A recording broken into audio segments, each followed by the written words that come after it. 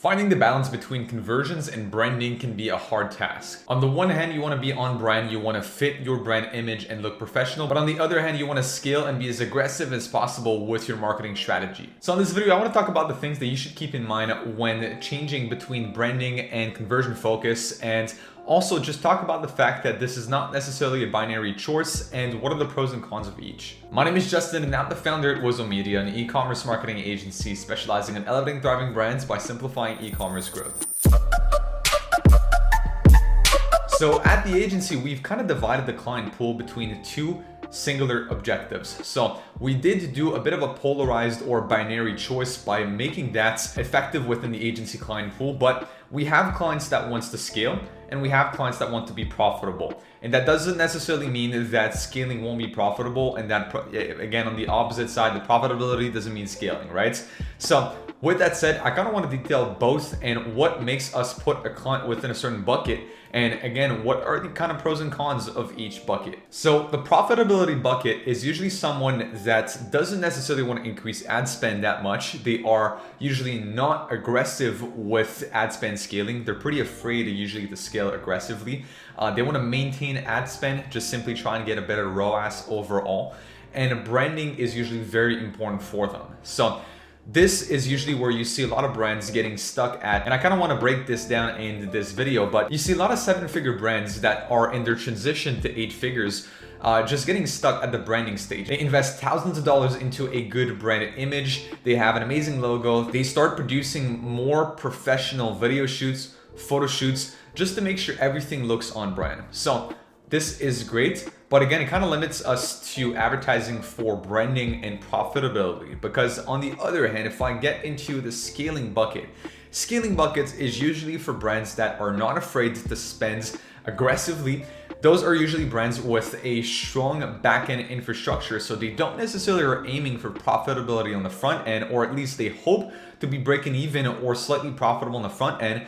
But again, just because they have such strong client lifetime value and they have good backend infrastructures, they just want to fill in the bucket with as many new clients as possible. The way we interact with these brands, they usually don't give us a limit on the budget. So as long as we're above a certain threshold, we can keep scaling the account as high as we want. And within that bucket, it's harder to respect all of the branding guidelines and everything, because you need a lot of flexibility when it comes to advertising. You need a lot of flexibility when it comes to your creatives. We need to have, as the agency, almost complete freedom when it comes to testing new assets, when it comes to iterating on the winning assets, and there cannot be this chain of branding approval all the time. Now, obviously there are set branding guidelines that we'll always respect, right? Such as the font type, maybe font sizes, also the way the products are displayed, or colors. Those are basic branding guidelines. What I'm talking about here is we don't have to go back, let's say, to the client or ask to have like a full professional photo shoot or video shoot done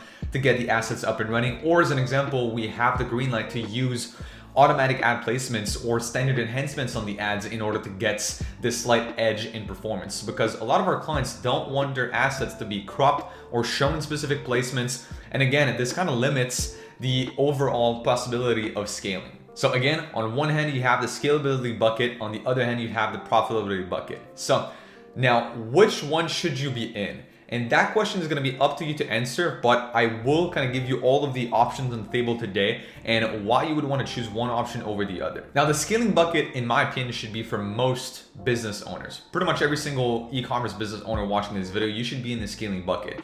You should still have some basic branding guidelines, obviously, but you shouldn't be strict to a point where you limit the creativity and the speed of execution from your team. So usually this is for brand owners wanting to grow their brand, acquire new customers, and wanting to reach a certain point that they have yet to reach with their brand, which again is usually most business owners, because most people want to see growth with their brand. Now, who would want to pick the profitability bucket? That's usually somebody who has strong acquisition systems on other channels and just paid advertising.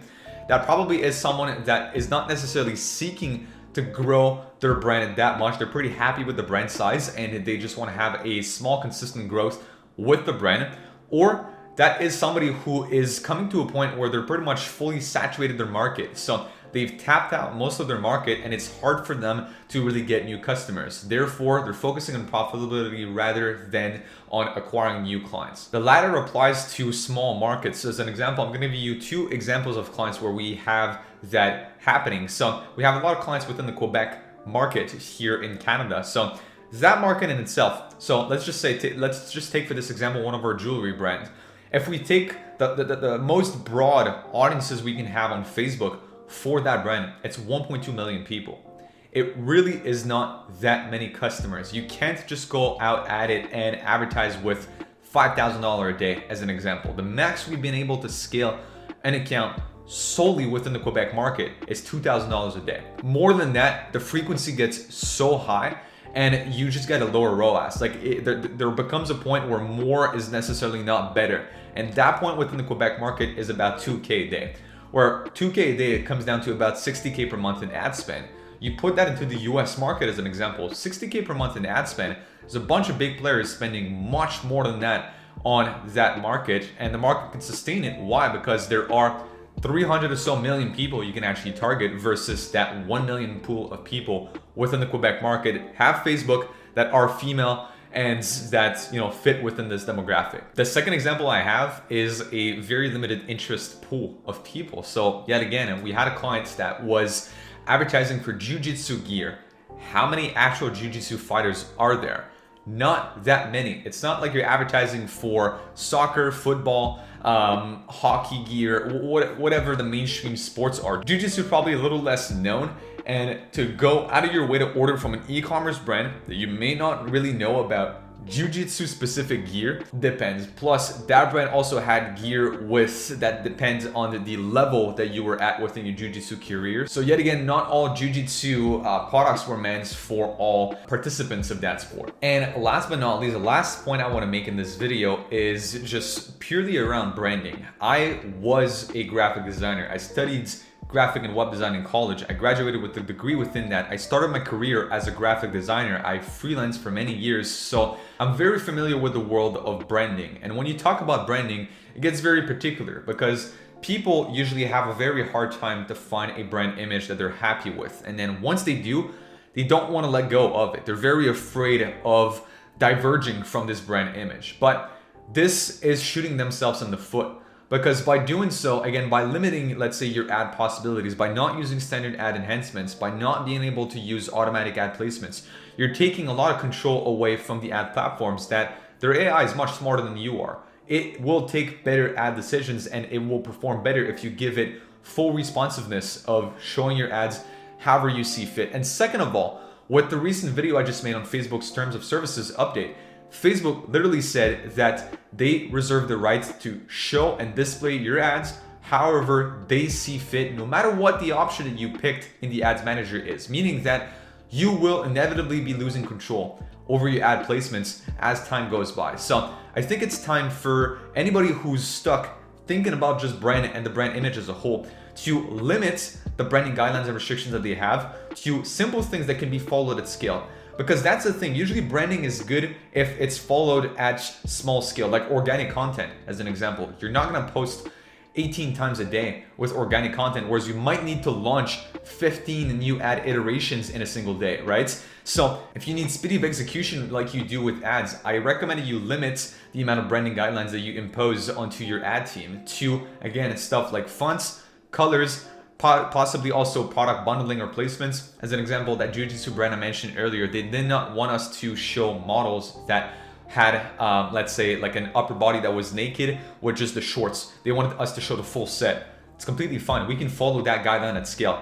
But a client that comes to us with, again, just very, very complicated style, they don't want ads to be cropped. They absolutely want a specific ad placement every time. They need to do a specific photo shoot every time they want to run new ads. Like, that is a no-no if you want to scale. So I hope this helps you know which bucket is right for you. Again, there's no right or wrong. It depends on your journey and your objective. I'd say above 80% of the people will want to pick the scalability bucket.